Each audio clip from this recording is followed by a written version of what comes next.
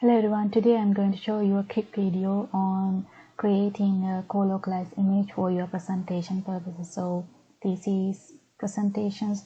So these are the two images in two different channels, the GFP and RFP, and now I'm going to co-localize or overlap these two images. So go to image, then color and merge channels.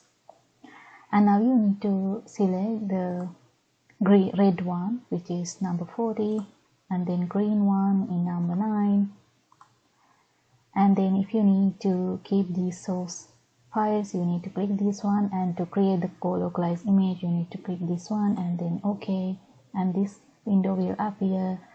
To adjust the brightness you need to convert this into RGB type, and now this window comes in, and now you need to adjust the brightness because this GFP one is more brighter than the RFP one. So I'm going to go to image, adjust and color balance. So this small window appears, and now you need to select two different channels using this drop down menu, and to adjust this red one you can just move this a little bit, and then this one,